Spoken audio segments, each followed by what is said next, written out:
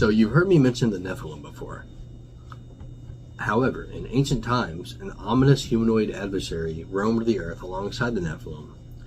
These entities, however, surpassed the menace posed by the Nephilim, embodying an even more formidable threat, as some of their names will clue you in on. In several biblical passages, the Raphaim are mentioned. These references are primarily found in the Old Testament or Hebrew Bible, depending on which faith you're part of. They suggest the creation of these entities, much like the Nephilim, had somehow been stopped. Thankfully. The Raphaim is what the Israelites called them. However, other people had other names for them, as we see in Scripture. Like the Anakim, they also counted as Raphaim, but the Moabites called them the Emim. That was Deuteronomy 2:11. The word Emim is derived from the Hebrew word for Ima, which means terror or fear. The Em is plural, like the S in English. So, Emim would mean fears or terrors or terrorists. The word is actually still used in modern Hebrew, actually, like the word Seret Yema, which is just a horror movie. So this can teach us a lot about how the ancient Moabites saw the Raphaim. That's just one, though. The Bible shows more. The Raphaim formerly lived there, but the Ammonites called them the Zamzumim. That's Deuteronomy 2:20. The Zamzumim comes from the Hebrew word zimzum, which means buzz or hum, and describes the noise they produced. This strongly associates with the ancient belief in a noise of the dead, which can be found in the book of Isaiah. And when they say to you, inquire of the mediums and necromancers who chirp and mutter, should not a people inquire of God? Should they inquire of the dead on behalf of the living? To Isaiah 8:19. The belief that the dead or spirits make buzzing sounds is rooted in various cultures and religious traditions. Across different societies, there is a historical association between supernatural entities and unexplained noises, often including buzzing, humming, or other peculiar sounds. These beliefs may be influenced by cultural interpretations of natural phenomena, experiences with the unknown, or just attempts to explain the mysterious occurrences. In some traditions, buzzing or humming sounds are thought to be manifestations of spiritual presence or activity. It could be interpreted as a way for spirits to communicate or a way to signal their presence to the living. The association of such sounds of the spiritual realm can also be found in folklore, mythology, and other religious texts. In our modern world, it is kind of believed in kind of a tongue-in-cheek way usually, but some people take it serious, that ghosts will either groan or make kind of sounds. That could be a buzzing or humming sound. This implies that the Raphaim were either resurrected or rapidly healing zombie-like beings. Their bodies either belonged to the Nephilim in the past, or they were humans, either dead or alive, overtaken by the unclean spirits of the deceased Nephilim, which are now known as demons, and this is a early case of demonic possession. However, the Raphaim are people, not a single person, meaning this is entire nations we're talking about here. I'll show you how these entities had not been isolated to one area or fluke occurrence, but spread across the land. Now keep in mind these entities existed before and after the flood, and the pre-flood world was likely one unbroken continent. So this could have covered the entire world easily on all continents. Where there is a lot of ground to cover, let's look to India, Northern Europe, and other wide stretches of the world. But we're going to start with Israel. So in ancient Hebrew, It is a renowned biblical tale in the book of Samuel, where an epic clash between King David, or David, and Goliath unfolds. Goliath is a colossal figure from the Philistine army, think modern-day Palestine. The challenges to the Israelites that he sent was to send forth a champion for single combat. This would be one person who would basically represent the entire army in one-on-one combat to decide the outcome of a war. It's actually a pretty cool idea, really. It's a lot less loss of life. However, losing this war would be, you'd be taken over, plundered, slavery, all that. So armed with a sling and a stone, David triumphs over the formidable Goliath, a victory often cited as a symbol of courage, faith, and unexpected success of the underdog. Although I would actually argue that he had been training for this his entire life. As a shepherd, he would have been fighting off very large animals that would want to eat his sheep. So he's probably fought off like wolves and bears or whatever. So he's experienced in fighting off things bigger than him. So this encounter with Goliath, reminiscent of the ancient Nephilim or Raphaim, invokes echoes of supernatural prowess.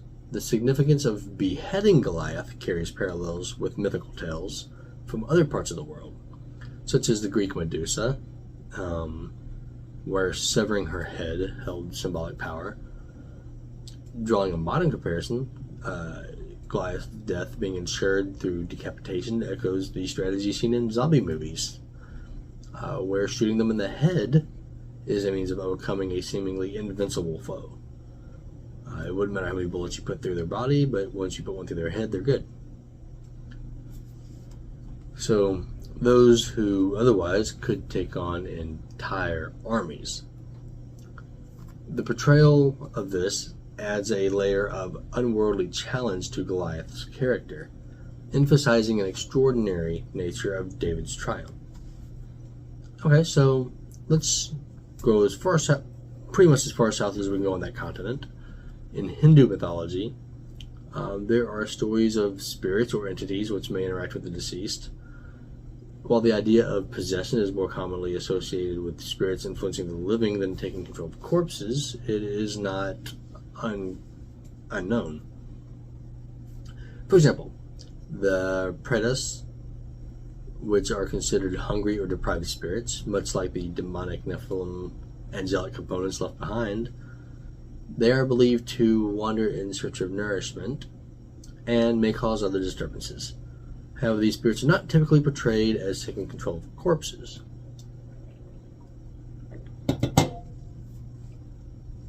The concept of the Vitala aligns more closely with the idea of reanimated corpses or spirits using dead bodies for the movement. I was actually just thinking of a movie called Plan 9 from Outer Space, where alien creatures wanted to use dead corpses as hosts. It's a terrible movie. Don't bother looking it up. It's probably one of the dumbest movies ever made. Anyway, the Vitala are described in Hindu mythology and known to possess and leave dead bodies at will. They could jump from one to the next anytime they wanted, which caused complications in exorcising them because they could just jump to another body and not hear the exorcism. In comparison to Western vampires, which is also drawn due to the association of their cemetery grounds as a environment, but their ability to inhabit corpses, in my opinion, fits more with zombies and the Raphaim. See, let's just say zombies were real for a minute. Is it really the person coming back to life, or could it be some other spiritual entity taking control of the body? In any zombie literature that you've ever read, do the zombies have the memory and personality of the deceased person? No, they don't. This would indicate that something else is controlling them. Something else has been channeled into them. Now, one notable example of a Vitala is found in a collection of folk tales known as the Vitella Panjavim Shatai, or the Bayatel Pashati. This is a set of stories within the Kata Sagara, or the Ocean of Streams of Story, a medieval Indian work compiled by Somadeva. In these tales, King Vikramaditya is tasked with capturing a Vitala and bringing it to a sage. In the story, this king captures a Vitala hanging from a tree in a graveyard. The Vitala narrates a tale. However, at the end of each story, the Vitala poses a riddle to the king. If the king speaks at all during the narration, the Vitala returns to its tree. This sounds insane, but consider how in actual demonic exorcisms, demons will attempt to distract or talk to the exorcist or other believers with random comments and sayings that throws them off and can derail the exorcism. That sounds like what is going on here. Now, in Norse mythology, the Draugr, this is a perfect analog to both zombies and Raphaim. This is an undead entity of immense power and unspeakable malevolence that shares parallels with demons and spirits of the Nephilim and their intense animosity toward the living. However, it actually adds more detail than any of these ancient documents. And Norse mythology is not as old as people think it is. Christianity actually predates the Norse religion.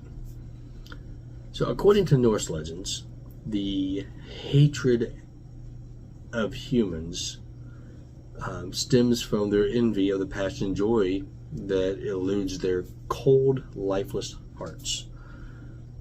In a relentless pursuit to inflict suffering and dread upon the living, the Draugr engage in malevolent actions, echoing the profound sense of bitterness that they feel toward their own fate. And they project that anger and hatred and bitterness toward humans who are living. These myths paint a vivid picture of the Draugr's dark and vengeful nature, further enriching the intricate tapestry of Norse mythology, and adding to our extrapolated knowledge of the spiritual side and psychology of the now dead Nephilim, and may show a more recent account of Raphaim existing on Earth, much like a zombie plague. Certain Draugr possessed extraordinary abilities, including the gift of foresight, supernatural knowledge, encompassing magic spells, and the capacity to shapeshift. I don't know if you've ever encountered someone who was truly possessed, but there are physical manifestations which could be seen as a very low level of shape-shifting. Changes in the structure of the face, the teeth, changes in the eyes. This is shape-shifting. It's not usually called that, but it is.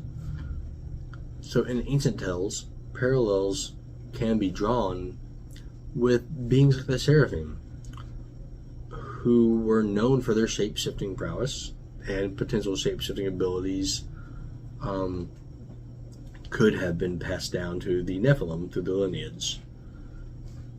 These creatures often described as being impervious to conventional weapons, mirroring accounts of the Raphaim, which Goliath may have been, and also mirroring modern zombie movies, where you can keep shooting at them and they'll keep coming.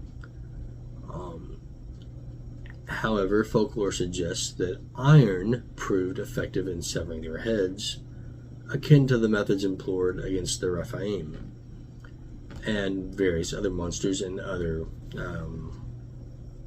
mythologies. Instances from ancient stories further illustrate the diverse and formidable traits attributed to the Draugr, enhancing their mystique in the realms of myth and legend. The Draugr, possessing formidable strength, were often depicted as generally hideous to look at, displaying a necrotic black or blue hue, and emitting a distinct reek of decay. These creatures, categorized as either death blue or corpse pale, as the ancient texts used, were known for their eerie appearance. The Glamour in death was described as, and this is a direct quote from a Norse legend, he was described as black as hell and bloated to the size of a bull. Similarly, a guy named Lamefoot, I would hate to have that nickname.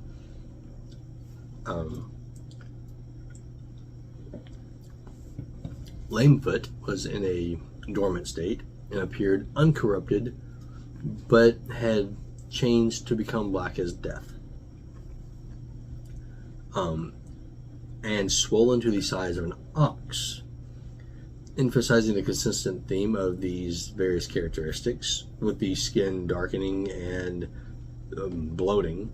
This could be seen, and just be clear, talking about this is rotting. This is not talking about like race or anything like that. This is their skin is rotting. Laxdela saga recounted the discovery of the bones belonging to the deceased sorceress, describing them as blue and evil looking. This underscores the unnatural and unsettling supernatural beings. Now, just be clear, this blue hue to their skin pops up a lot in the Norse legend.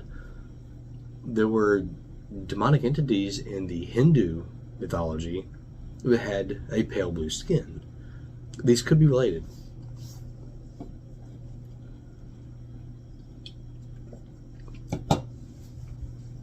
Now, all of these different examples point toward basically an ancient zombie apocalypse being prevented by a nation chosen by God.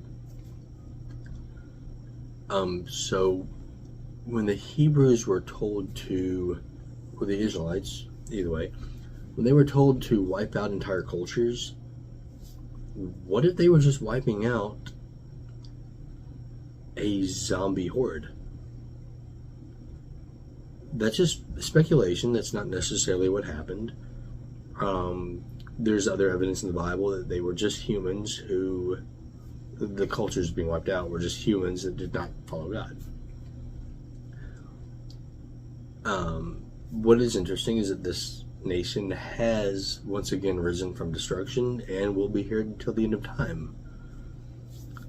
So that's basically the ancient account of zombie activity, for lack of better words.